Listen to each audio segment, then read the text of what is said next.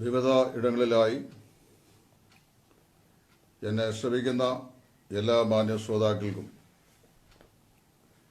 ഒരിക്കൽ കൂടി ഒരു ഉപദേശ സത്യ വിഷയത്തിലേക്ക് ഞാൻ സ്വാഗതം ചെയ്യുന്നു. കഴിഞ്ഞ നാളുകളിൽ പല സമയങ്ങളിലായി നമ്മൾ ചിന്തിച്ചിട്ടുള്ള വിഷയമാണെങ്കിലും വളരെ വ്യത്യസ്തമായ നിലയിൽ ഞാൻ ഇന്ന് എടുക്കുവാൻ ഉദ്ദേശിക്കുന്ന വിഷയം അഗ്നിസ്നാനം എന്നുള്ള വിഷയമാണ്.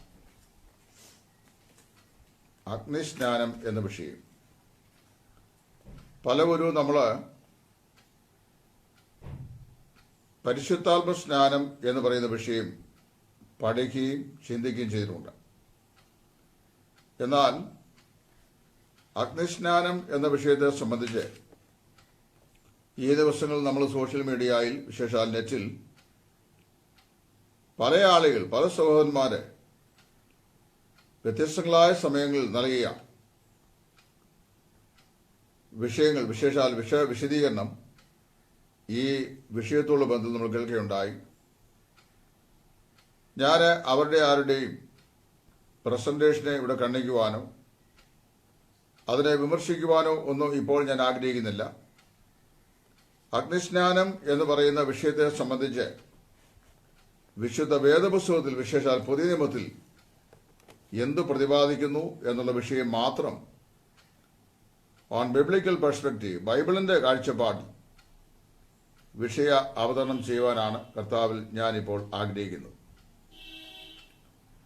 അഗ്നിസ്നാനം എന്ന് പറയുന്ന വിഷയം രണ്ട് പ്രത്യേക വിഷയങ്ങളെ ഒന്നിച്ച് ഒരു വാക്കിൽ ദൈവത്തിന്റെ ദാസനും പ്രവാചകനുമായിരുന്ന യോഹന്നാൻ സ്നാപകൻ പറഞ്ഞ വാക്കിലൂടെയാണ് ഇന്ന് ഞാനിപ്പോൾ അത് ഇവിടെ അവതരിപ്പിക്കുവാൻ കർത്താവിൽ ആഗ്രഹിക്കുന്നു. ഞാൻ ഈ പഠിപ്പിക്കുന്ന വിഷയത്തിന് വേദപുസ്തകത്തിന്റെ ആധാരമല്ലാതെ മറ്റു ആധാരവും എന്റെ ഈ വ്യാഖ്യാന രീതിക്ക് നൽകുവാൻ ഞാൻ ആഗ്രഹിക്കുന്നില്ല. അതുകൊണ്ട് വേറെ ഏതെങ്കിലും സഭാവിഭാഗങ്ങളെ വിമർശിക്കുക എന്ന ലക്ഷ്യവും എന്റെ ഈ പാഠ്യപദ്ധതിയിൽ ഇപ്പോഴില്ല എന്നുള്ളത് ഞാൻ പ്രത്യേകമായി ഓർപ്പിക്കുവാൻ ആഗ്രഹിക്കുന്നു. അഗ്നിസ്നാനം എന്ന് പറയുന്ന വിഷയം വളരെ അധികം സംശയങ്ങൾക്കും തെറ്റിദ്ധാരണകൾക്കും വിഷയീഭവിച്ച ഒരു വിഷയമായിട്ടാണ് ഇന്ന് ക്രിസ്തീയ ലോകത്ത്, വിശേഷാൽ വേദപഠിതാക്കളുടെ ഇടയിൽ ഇരിക്കുന്നത്. ആത്മസ്നാനവും അഗ്നിസ്നാനവും ദൈവത്തിന്റെ പരിശുദ്ധാത്മാവിനാൽ ഒരു കൂട്ടം വിശ്വാസികൾക്ക് നൽകുന്ന രണ്ട് വ്യത്യസ്ത അനുഭവങ്ങളാണെന്നാണ് മിക്ക ആളുകളും തെറ്റായി ധരിച്ചു വച്ചിരിക്കുന്നത്. അടുത്ത സമയത്ത് യൂത്ത് ഫോർ ക്രൈസ്റ്റ് എന്ന് പറയുന്ന സ്പിരിച്വൽ ഗ്രൂപ്പ് രണ്ട് മെസ്സേജുകൾ ഈ ബന്ധത്തിൽ അവരെ ടെലികാസ്റ്റ് ചെയ്തിരുന്നു. അത് രണ്ടും വളരെ വചനപരമായിട്ടുള്ള സമീപനങ്ങളായിട്ടാണ് എനിക്ക് കാണുവാനായിട്ട് ഇടയായിത്തീർന്നത്. അത് മനസ്സിലാക്കിയ ശേഷം അതും അതിന് വ്യത്യസ്തമായി മറ്റു ചില ആളുകളും ഇട്ട വീഡിയോകളും ഞാൻ ശ്രദ്ധിക്കുകയുണ്ടായി. അതിനുശേഷമാണ് ഈ വിഷയത്തെ സംബന്ധിച്ച് ബൈബിൾ എന്ത് പഠിപ്പിക്കുന്നു എന്നുള്ളത്, അല്ലാതെ സഭ എന്ത് വിശ്വസിക്കുന്നു എന്നതിനേക്കാൾ ബൈബിൾ എന്ത് പഠിപ്പിക്കുന്നു എന്നുള്ള വിഷയം ബിബ്ലിക്കൽ പേഴ്സ്പെക്റ്റീവിൽ ഒന്ന് കൈകാര്യം ചെയ്യണം എന്നെനിക്ക് ആഗ്രഹമുണ്ടായത്. ആത്മസ്നാനവും അഗ്നിസ്നാനവും ഒന്നാണെന്ന് ധരിക്കുന്നവർ അതിനായി 3 പ്രത്യേക കാരണങ്ങൾ ചൂണ്ടിക്കാട്ടുന്നതായിട്ട് എന്റെ അനുഭവശത്ത്, അതായത് എന്റെ അന്വേഷണത്തിൽ ഞാൻ മനസ്സിലാക്കിയിട്ടുണ്ട്. ആ 3 കാരണങ്ങൾ ഞാൻ ഇപ്പോൾ ഇവിടെ സൂചിപ്പിക്കുവാൻ ആഗ്രഹിക്കുന്നു. ചിലത് പരിശുദ്ധാത്മാവ് പ്രാപിക്കുന്നതായ സമയത്ത്, അല്ലെങ്കിൽ പരിശുദ്ധാത്മാവ് ലഭിച്ചു എന്ന് പറയുന്നതായ സമയത്ത് അവരുടെ ശരീരം ചൂടാകുന്നതായിട്ട് ചിലര് സാക്ഷ്യം പറയുന്നത് ഞാൻ കേട്ടിട്ടുണ്ട്. പരിശുദ്ധാത്മാവിനെ അവർ പ്രാപിച്ചപ്പോൾ ശരീരത്തിന് എന്തൊന്നില്ലാത്തൊരു ചൂട് അവർക്ക് അനുഭവപ്പെടുവാൻ ഇടയായി തീർന്നു എന്നവർ ധരിക്കുന്നു. അത് വചനപ്രകാരം ശരിയല്ല എന്നതിലേക്ക് 2-3 ന്യായങ്ങൾ ഞാൻ പെട്ടെന്ന് തന്നെ ചൂണ്ടിക്കാണിക്കാം. ഒന്ന്, ഒരാൾ പരിശുദ്ധാത്മാവിനെ പ്രാപിക്കുന്ന സമയത്ത് തന്റെ ശരീരം ചൂടാകും എന്ന് സാക്ഷിക്കത്തക്ക നിലയിൽ അങ്ങനെയുള്ളൊരു അനുഭവം അപ്പോസ്തലന്മാർക്ക് ആർക്കെങ്കിലുമോ വിശ്വാസികൾക്കോ ഉണ്ടായിരുന്നതായി യാതൊരു തെളിവും വിശുദ്ധ വേദപുസ്തകത്തിൽ നമുക്ക് കാണുവാനായിട്ട് സാധിക്കുന്നില്ല. അതിൻ്റെ ഒരു സൂചന പോലും തിരുവഴുത്തിലെങ്ങും ഞാൻ ഇത്രയും നാളും വേദപുസ്തകം വായിച്ചിട്ട് എനിക്ക് കാണുവാൻ കഴിഞ്ഞിട്ടില്ല. അതുകൊണ്ട് ചൂടിൻ്റെ അനുഭവം പരിശുദ്ധാത്മ പ്രാവണത്തോടുള്ള ബന്ധത്തിൽ ഉണ്ട് എന്ന് അവകാശപ്പെടുന്നത് അല്ലെങ്കിൽ സാക്ഷിക്കുന്നത് വചനത്തിൽ തെളിവില്ലാത്ത ഒരു കാര്യമാണ്. രണ്ടാമത്തെ കാരണം, ഒരാൾ പരിശുദ്ധാത്മാവിനെ പ്രാപിക്കുന്ന സമയത്ത് ശരീരത്തിൽ ചൂട് ഉണ്ടാകുമെന്നോ കർത്താവോ തന്റെ അപ്പോസ്തലന്മാരോ ആരും തിരുവെഴുത്തിലൊരു ഭാഗത്തും പ്രസ്താവിച്ചിട്ടില്ല എന്നുള്ളതാണ്. നേരെ മറിച്ച് പ്രവൃത്തികളുടെ പുസ്തകം 1-ാം അധ്യായത്തിന്റെ 8-ാം വാക്യത്തിൽ ദൈവത്തിന്റെ പരിശുദ്ധാത്മാവ് നിങ്ങളുടെ മേൽ വരുമ്പോൾ നിങ്ങൾ ശക്തി ലഭിച്ചിട്ട് യെരുശലേമിലും യഹൂദിയായിലും ശമരിയിലും ഭൂമിയുടെ അടുത്തോളവും എന്റെ സാക്ഷികളാകും എന്ന് കർത്താവ് പറഞ്ഞിട്ടുണ്ട്. പരിശുദ്ധാത്മാവ് ഈ അപ്പോസ്തലന്മാരുടെ മേൽ വന്നു കഴിഞ്ഞാൽ എന്താണ് സംഭവിക്കുന്നത് എന്നാണ് ആ വാക്യം പറയുന്നത്. പ്രവൃത്തി 1:8. ഏതാണ്ട് പെന്തക്കോസ്ത് നാളിന് ശേഷം 60 വർഷങ്ങൾക്ക് ശേഷവും പരിശുദ്ധാത്മാവിനെ തിരിച്ചറിയുന്നതിനായി പരിശുദ്ധാത്മാവ് നൽകുന്ന വിവേചന വിധം യേശുക്രിസ്തുവിനെ സ്വീകരിക്കുക എന്നുള്ള ഏക അടയാളം ആണെന്ന് തിരുവെഴുത്തിലൂടെ യോഹന്നാൻ തന്റെ ലേഖനങ്ങളിൽ രേഖപ്പെടുത്തിയിട്ടുണ്ട്.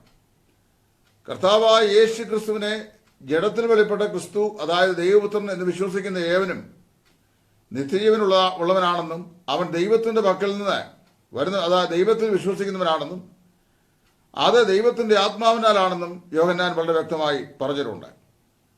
യോഹന്നാന്റെ 1-ാം ലേഖനം 4-ാം അധ്യായത്തിന്റെ 1 മുതൽ 3 വരെയുള്ള വാക്യങ്ങൾ വായിക്കുക. പ്രിയമുള്ളവരെ, കള്ളപ്രവാചകന്മാർ പലരും ലോകത്തിലേക്ക് പുറപ്പെട്ടിരിക്കയാൽ ഏത് ആത്മാവിനെയും വിശ്വസിക്കാതെ ആത്മാക്കൾ ദൈവത്തിൽ നിന്നുള്ളവയോ എന്ന് ശോധന ചെയ്യുവീൻ. ദൈവാത്മാവിനെ ഇതിനാൽ അറിയാം, യേശുക്രിസ്തു ജഡത്തിൽ വന്നുവെന്ന് സ്വീകരിക്കുന്ന ആത്മാവൊക്കെയും ദൈവത്തിൽ നിന്നുള്ളത്. അപ്പോൾ കർത്താവായ യേശുവിനെ രക്ഷിതാവും കർത്താവുമായി ഒരുവൻ സ്വീകരിക്കുന്നു എന്നുള്ളതാണ് താന് ദൈവത്തിന്റെ പരിശുദ്ധാത്മാവിന് ഉള്ളവനാണ്, അല്ലെങ്കിൽ പരിശുദ്ധാത്മാവിനാൽ താൻ വീണ്ടും ജനിക്കപ്പെടുന്നു എന്നുള്ളതിന്റെ അടയാളം എന്ന നിലയിലാണ് അവിടെ അപ്പോസ്തലൻ പറയുന്നത്. കർത്താവായ യേശു ക്രിസ്തുവിനെ ഒരു വ്യക്തി സ്വന്തം രക്ഷിതാവും കർത്താവുമായി സ്വീകരിച്ചേറ്റു പറയുന്നതല്ലാതെ അങ്ങനെ ഏറ്റുപറയുന്ന സമയത്ത് അവന്റെ ശരീരം ചൂടാകുന്നതായോ മറ്റേതെങ്കിലും നിലയിലുള്ള കൃപാവരങ്ങളെ ആത്മാവ് അതിനെ വിവേചിച്ചറിയുവാനായി മുഖാന്തരമായി ഭവിക്കുന്നതായോ വിശുദ്ധ വേദപുസ്തകത്തിൽ നമ്മൾ വായിക്കുന്നില്ല. പരിശുദ്ധാത്മാവിനെ ഒരാൾ പ്രാപിക്കുമ്പോൾ താൻ കർത്താവായ യേശുവിനെ രക്ഷിതാവായി സ്വീകരിച്ചിരിക്കും. സ്വീകരിച്ചാൽ അവന് പരിശുദ്ധാത്മാവും ഉണ്ടായിരിക്കും. ഇതാണ് രണ്ടാമത്തെ ന്യായമായി അവർ പറയുന്നത്. മൂന്നാമത്തെ ന്യായം, ഇങ്ങനെയുള്ള ഒരു ചൂട് ശരീരത്തിനുണ്ടാകുന്നതിനെക്കുറിച്ച് പിൽക്കാലത്തുള്ള ദൈവസഭയെ ഉപദേശിക്കുന്ന യാതൊരു ഉപദേശവാക്യവും പുതിയ നിയമത്തിലെ 21 ലേഖനങ്ങളിൽ കാണപ്പെടുന്നില്ല. പരിശുദ്ധാത്മാവ് ഉപദേശിക്കാത്ത കാര്യം നല്ല ഒരു അനുഭവത്തിന് ആധാരം ആക്കുന്നത് വളരെ തെറ്റായ കാര്യം ആണെന്നാണ് എൻ്റെ പഠന പരമ്പരയിൽ ഞാൻ മനസ്സിലാക്കുന്നത്. ദൈവസഭ പിൽക്കാലത്ത് അനുഭവമാക്കേണ്ട വിഷയങ്ങളെ സംബന്ധിച്ചൊക്കെ തക്കതായ ഉപദേശ നിശ്ചയത്തിലൂടെ തന്നെ ദൈവത്തിന്റെ പരിശുദ്ധാത്മാവ് നൽകിയിട്ടുണ്ട്. Dear brother Baiju SM welcome. ഞാൻ താങ്കളുടെ വീഡിയോ കണ്ടായിരുന്നു. എനിക്ക് ആശയപരമായി അതിനോട് യോജിപ്പുള്ളത് കൊണ്ടാണ് ഞാൻ ആ വിഷയത്തിന്, അതിന് നിങ്ങളുടെ ആദ്യം ഈ വീഡിയോയ്ക്ക് മറുപടിയായിട്ടല്ല, ഞാൻ ഈ അഗ്നിസ്നാനത്തെ സംബന്ധിച്ച് ദൈവത്തിൽ മനസ്സിലാക്കുന്ന കാര്യം പറയാനാണ് ഇപ്പോൾ വന്നിരിക്കുന്നത്. അപ്പോൾ ഞാൻ 3 കാര്യങ്ങൾ പറഞ്ഞു. ഒന്ന്, ഒരാൾ പരിശുദ്ധാത്മാവിനെ പ്രാപിക്കുമ്പോൾ അദ്ദേഹത്തിന്റെ ശരീരത്തിന് ചൂടുണ്ടാകുന്നു എന്നായി ചില ആളുകൾ പറയുന്ന ഒരു അനുഭവം, അതിന് വചനത്തിൽ അടിസ്ഥാനമില്ല. കർത്താവോ അവന്റെ അപ്പോസ്തലന്മാരോ ഏതെങ്കിലും തിരുവെഴുത്തിന്റെ ഭാഗത്ത് അങ്ങനെ ഒരാൾ പരിശുദ്ധാത്മാവിനെ പ്രാപിക്കുമ്പോൾ ഒരു ചൂടിന്റെ അനുഭവം ഉണ്ടാകും എന്ന് പ്രസ്താവിച്ചിട്ടില്ല. മറിച്ച് പരിശുദ്ധാത്മാ പ്രാപണം ഒരാളിൽ വാസ്തവത്തില് അവനെ വീണ്ടും ജന അനുഭവത്തിലേക്കാണ് നയിക്കുന്നത് എന്നുള്ള വചനഭാഗം മാത്രമാണ് തിരുവെഴുത്തിലൂടെ മനസ്സിലാക്കുവാൻ സാധിക്കുന്നത്. മൂന്നാമതായി ഞാൻ പറയാൻ ആഗ്രഹിക്കുന്ന വിഷയം, ഈ വിധം ഉണ്ടാകുന്ന ചൂടിനെ കുറിച്ച് ഉപദേശിക്കുന്ന യാതൊരു ഉപദേശവാക്യവും പുതിയ നിയമത്തിൽ നമുക്കില്ല എന്നുള്ളത് തന്നെയാണ്. പരിശുദ്ധാത്മാവ് ഉപദേശിക്കാത്തൊരു കാര്യം ഒരു അനുഭവമായി സാക്ഷിക്കുക എന്ന് പറയുന്നത് വചനപ്രകാരം തെറ്റായ ഒരു പ്രവണതയാണ്. രണ്ടാമതായി ചില ആളുകൾ പറയുന്ന വിഷയം, അപ്പോൾ ഒന്നാമത്തെയാണ് പരിശുദ്ധാത്മാവിനെ പ്രാപിക്കുമ്പോൾ ചൂടിന്റെ അനുഭവം ഉണ്ടാകുന്നു എന്ന് പറയുന്നത് ആ അനുഭവം ഇല്ല എന്ന് പറയാനാണ് 3 കാര്യങ്ങൾ ഞാൻ സൂചിപ്പിച്ചത്. വേദപുസ്തകത്തിൽ അതിന് ആധാരമില്ല.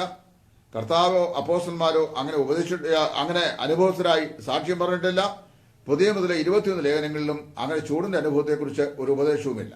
ഇനി രണ്ടാമത്തെ കാരണം, കർത്താവിന്റെ ശിഷ്യന്മാരാകുന്ന ആളുകൾ നമ്മുടെ കർത്താവായ യേശു ക്രിസ്തുവിന്റെ കൽപ്പന പ്രകാരം മർക്കോസിന്റെ മാളികമുറിയിൽ അവർ കാത്തിരുന്ന സമയത്ത് പരിശുദ്ധാത്മാവ് അവരുടെ മേൽ വന്നു. അപ്പോൾ പരിശുദ്ധാത്മാവിൽ ശിഷ്യന്മാരായി തീർന്നു.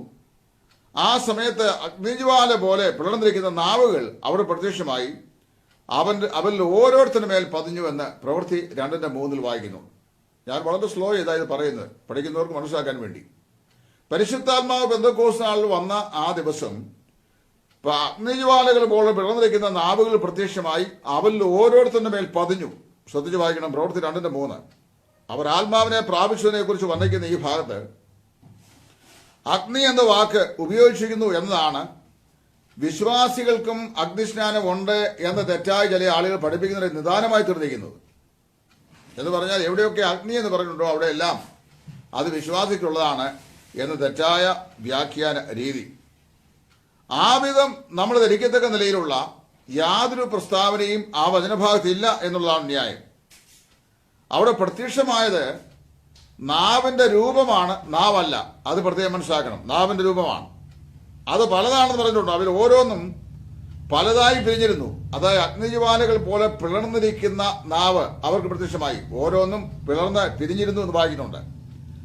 ആ പിരിച്ചിൽ തീ അഥവാ തീജ്വാല പിരിയുന്ന പോലെ ആയിരുന്നുവെന്ന് ആ ഭാഗം കൊണ്ട് തന്നെ നമുക്ക് മനസ്സിലാക്കാൻ സാധിക്കുന്നു. എന്ന് പറഞ്ഞു കഴിഞ്ഞാൽ ഇവിടെ മനസ്സിലാക്കേണ്ട വിഷയം, മലയാള ഭാഷയുടെ വ്യാകരണ നിയമം 10ാം ക്ലാസ് വരെയെങ്കിലും പഠിച്ചിട്ടുള്ള ആൾക്കാർക്ക് അനായാസനെ മനസ്സിലാക്കാൻ കഴിയുന്ന ഒരു പദപ്രയോഗമാണ് അവിടെ പരിശുദ്ധാത്മാവ് നൽകിയിരിക്കുന്നത്. ഉപമാന ഉപമേയങ്ങൾ, അതായത് ഉപമാന ഉപമേയങ്ങൾ വസ്തുവിൽ ഒന്നാണെന്ന് പറയുന്നത് വലിയ അബദ്ധമുള്ള കാര്യമാണ്. ഉപമാന ഉപമേയങ്ങൾ വസ്തുവിൽ ഒന്നാണ് എന്ന് ധരിക്കുന്നത് തെറ്റായ അല്ലെങ്കിൽ അപകടകരമായിരുന്ന ഒരു വ്യാഖ്യാന രീതിയാണ്. എന്ന് മാത്രമല്ല, മലയാള വ്യാകരണ നിയമം അല്ലെങ്കിൽ ഒരു ഭാഷാ നിയമവും അതിനെ അനുവദിക്കുന്നുമില്ല. ഇപ്പൊ ഞാനിവിടെ പറയുകയാണ്, ആ മരക്കൊമ്പ് പിരിഞ്ഞിരിക്കുന്നത് പേടമാന്റെ കൊമ്പ് പോലെയാണ് അല്ലെങ്കിൽ കലമാന്റെ കൊമ്പ് പോലെയാണ്. ആ മരക്കൊമ്പ് പിരിഞ്ഞിരിക്കുന്നത് കലമാന്റെ കൊമ്പ് പോലെയാണ് എന്ന് പറഞ്ഞു കഴിഞ്ഞാൽ ആ മരക്കൊമ്പ് കലമാന്റെ കൊമ്പാണെന്നല്ല അതിന്റെ അർത്ഥം. അത് ഉപമാനമാണ്. ഒന്നിനൊന്നോട് സാദൃശ്യം ചെന്നാൽ ഉപമയാമത്. അതല്ലേ പല പ്രാവശ്യം ഞാൻ പറഞ്ഞിട്ടുണ്ട്, മനവേന്ദ്ര വിളങ്ങുന്നു ചന്ദ്രനെ പോൽ നിൻമുഖം. ഒന്നിനൊന്നിനോട് സാദൃശ്യം ചൊല്ലിയാൽ സാദൃശ്യ വസ്തു യഥാർത്ഥ വസ്തുവാണെന്നല്ല. മനവേന്ദ്ര വിളങ്ങുന്നു ചന്ദ്രനെ പോൽ നിൻമുഖം. അല്ലയോ മഹാരാജാവേ, അങ്ങയുടെ മുഖം ചന്ദ്രനെ പോലെ ശോഭിതമായിരിക്കുന്നു എന്ന് പറഞ്ഞാൽ ചന്ദ്രൻ മഹാരാജാവാണെന്നല്ല. ഉപമാന ഉപമേയങ്ങളിൽ ഉപയോഗിക്കുന്ന പ്രയോഗങ്ങൾ വസ്തുവിൽ ഒന്നാണ് എന്ന് പറയുന്ന വ്യാഖ്യാന ശ്രമമാണ് അഗ്നിജ്വാല പോലെ പിളർന്നിരിക്കുന്ന നാവുകൾ അവരിൽ ഓരോരുത്തരുടെ മേൽ പതിഞ്ഞു എന്ന് പറയുന്നത്. പരിശുദ്ധാത്മ പ്രാവണത്തോട് ബന്ധപ്പെട്ട് അഗ്നിസ്നാനവും വിശ്വാസികൾ ലഭിക്കും എന്നുള്ള തെറ്റായ പഠിപ്പിക്കൽ അത് വലിയ വിരുദ്ധമാണ്. അവിടെ എങ്ങും ഈ അപ്പോസ്തലന്മാര് അഗ്നിസ്നാനം പ്രാപിച്ചു എന്നൊരു പദപ്രയോഗം പോലും പരിശുദ്ധാത്മാവ് രേഖപ്പെടുത്തിയിട്ടില്ല. ഇനി മറ്റൊന്ന് ശ്രദ്ധിക്കണം. മൂന്നാമത്തെ കാരണം, ഒന്നാമത്തെ കാരണം എന്ന് പറയുന്നത് ശരീരത്തിൽ ചൂടുണ്ടാകുന്നു എന്ന് പറയുന്ന അനുഭവം അത് തെറ്റാണെന്ന് 3 ന്യായങ്ങൾ കൊണ്ട് ഞാൻ പറഞ്ഞു. 2, കർത്താവിന്റെ അപ്പോസ്തലന്മാർ യെരൂശലേമിൽ പെന്തക്കോസ്ത് നാളിൽ പരിശുദ്ധാത്മാവ് അവരുടെ മേൽ വന്നപ്പോൾ അഗ്നിജ്വാല പോലെ പിളർന്നിരിക്കുന്ന നാവുകൾക്ക് പ്രത്യക്ഷമായി. അതുകൊണ്ട് പരിശുദ്ധാത്മ പ്രാവണത എന്ന് പറയുന്നാൽ അഗ്നിസ്നാനത്തോടുകൂടെ ലഭിക്കുന്ന ഒന്നാണ് എന്നുള്ള തെറ്റായ പഠിപ്പിക്കൽ. അവിടെ പിളർന്നിരിക്കുന്ന നാവുകൾ പോലെ എന്ന് പറയുന്നത് ഉപമാന ഉപമേയങ്ങളാണ്. ഉപമാന വസ്തുവിനെ യഥാർത്ഥ വസ്തുവുമായി തുല്യത്വം കൽപ്പിക്കുന്നത് അബദ്ധജല്യമായി എന്ന വ്യാഖ്യാന രീതിയാണ് വ്യാകരണ നിയമപ്രകാരവും വേദപുസ്തക പ്രകാരവും എന്നാണ് ഞാൻ രണ്ടാമത് പറഞ്ഞത്. മൂന്നാമത്, അവൻ അതായത് ക്രിസ്തു, യോഹന്നാൻ പറഞ്ഞ ലൂക്കോസ് 3:14 നിങ്ങളെ പരിശുദ്ധാത്മാവ് കൊണ്ടും തീ കൊണ്ടും സ്നാനം കഴിപ്പിക്കും. ലൂക്കോസ് 3:14 ശ്രദ്ധിച്ച് കേൾക്കണം. അവൻ നിങ്ങളെ പരിശുദ്ധാത്മാവ് കൊണ്ടും തീ കൊണ്ടും സ്നാനം കഴിപ്പിക്കും. മൂന്നാമത്തതും അതിപ്രധാനവുമായിരുന്ന വ്യാഖ്യാനമാണിത്. വിശ്വാസികൾക്ക് അഗ്നിസ്നാനം ഉണ്ട് എന്ന് പഠിപ്പിക്കുന്ന ആളുകൾ പറയുന്ന വ്യാഖ്യാനമാണ്. അഗ്നിസ്നാനത്തെക്കുറിച്ച് പറയുന്ന ഈ 2 വേദഭാഗങ്ങളിൽ ഒന്നിതാണ്. അതായത് ഈ ഭാഗം നമ്മൾ ചിന്തിക്കുമ്പോൾ അഗ്നിസ്നാനം എന്നാൽ എന്ത് what is baptism of fire, അഗ്നിസ്നാനം എന്നാൽ എന്താണ് എന്ന കാര്യം നമുക്ക് വളരെ വ്യക്തമായിട്ട് ഗ്രഹിക്കാനായിട്ട് സാധിക്കും. ഇത് എല്ലാ വിശ്വാസികൾക്കും ഉള്ള ഒരു അനുഭവമാണെന്നാണ് ചില ആളുകൾ ധരിക്കുന്നത്. ഇന്നലെ നിലമ്പൂരുള്ള ഒരു സഹോദരൻ കഴിഞ്ഞ 2 ദിവസം മുമ്പ് ഒരു വീഡിയോ നൽകിയിരുന്നു. അദ്ദേഹം പറയുന്ന അഗ്നിസ്നാനം എല്ലാ വിശ്വാസികൾക്കും അനിവാര്യമാണെന്നാണ് പറയുന്നത്. അദ്ദേഹത്തെ വിമർശിക്കാനൊന്നും ഞാൻ വിടുന്നില്ല. കാര്യം എന്നെ ചില ആളുകൾ വിമർശകനായി തന്നെയാണ് കാണുന്നത്. അതുകൊണ്ട് വിമർശനം മാറ്റിവെച്ചിട്ടുള്ള കാര്യം പറയുക. ഞാൻ ആരെയും മെസ്സേജിന് ഇവിടെ കണ്ടിക്കുന്നില്ല, ആരെയും വിമർശിക്കുന്നില്ല, ആരെയും പേര് പറയാനും ആഗ്രഹിക്കുന്നില്ല. അവിടെ പറയുന്ന വാക്ക് ശ്രദ്ധിക്കണം. ആ 3 പ്രയോഗങ്ങളാലും ആ കാര്യം എങ്ങനെയാണ് വളരെ വ്യക്തമായി അവിടെ തെളിയിച്ചിരിക്കുന്നത് എന്ന് ഞാൻ പറഞ്ഞുതരാം. ശ്രദ്ധിച്ചോണം. അവിടെ നിങ്ങളെ എന്നാ യോഹന്നാൻ പറയുന്നത്. കർത്താവായ യേശു ക്രിസ്തുവിനെ ലോകത്തിന് ലോകൈക മെഷിയായി രക്ഷകനായി ചൂണ്ടിക്കാണിക്കുവാൻ ദൈവത്താൽ നിയോഗിതനാകുന്ന യോഹന്നാൻ സ്നാപകൻ തന്റെ പ്രസംഗം കേൾപ്പാൻ യഹൂദിയ മരുഭൂമിയിൽ കൂടി വന്ന യഹൂദന്മാരോട് പറയുകയാണ്. അവർ പറയാണ്, അവൻ നിങ്ങളെ പരിശുദ്ധാത്മാവ് കൊണ്ടും തീ കൊണ്ടും സ്നാനം കഴിപ്പിക്കും.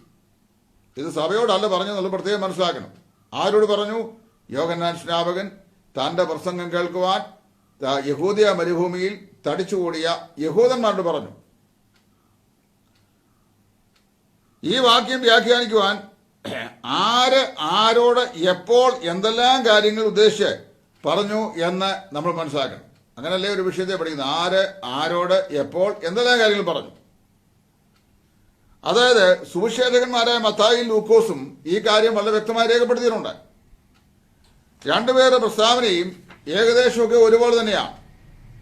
നിങ്ങളെ എന്ന് പറയുന്നത് പുതിയ നിയമ വിശ്വാസികളെ ഉദ്ദേശിച്ചേ അല്ല. കാര്യം അന്ന് പുതിയ നിയമ വിശ്വാസികളില്ല. അതെല്ലാവരും സമ്മതിക്കുമെന്ന് ഞാൻ വിശ്വസിക്കുന്നു. സിസ്റ്റർ എൽസി തോമസ് ഉൾപ്പെടെ.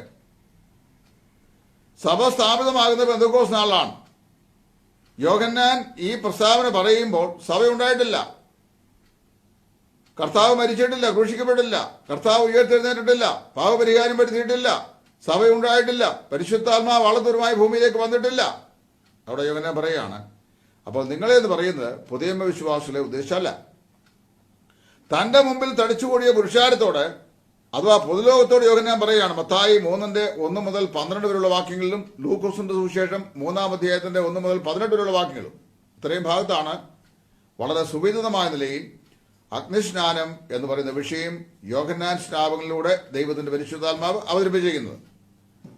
അവനാൽ സ്നാനമേൽപ്പാൻ വന്ന പുരുഷാരത്തോടെ എന്നും ചുങ്കക്കാരും സ്നാനമേൽക്കുവാൻ വന്നു എന്നും പടജനവും അവനോട് എന്നും പ്രത്യേകം പറഞ്ഞിട്ടുണ്ട്. അതായത് അവനാൽ സ്നാനമേൽക്കുവാൻ വന്ന പുരുഷാരം, ചുങ്കക്കാരും അവന്റെ അടുക്കൽ സ്നാനമേൽക്കാൻ വന്നു, പടജനവും അവനോട് എന്നിങ്ങനെയുള്ള പ്രയോഗങ്ങൾ നമ്മൾ വായിക്കുന്നുണ്ട്. അത് ലൂക്കോസാണ് വളരെ വ്യക്തമായി പറയുന്നത്. 3 കാറ്റഗറി. അതായത് അവനാൽ സ്നാനമേൽക്കുവാൻ വന്ന പുരുഷാരം, ചുങ്കക്കാര്, പടജനം. ഇവരെല്ലാവരോടുമായി ഉത്തരം പറയുകയാണ്. യെരുശലേമിലും യഹൂദിയ ദേശക്കാരൊക്കെയും യോർദാന്റെ ഇരുകരയുമുള്ള എല്ലാ നാട്ടുകാരും അവനാൽ സ്നാനമേറ്റു എന്ന് വളരെ വ്യക്തമായി മത്തായി പറയുന്നു.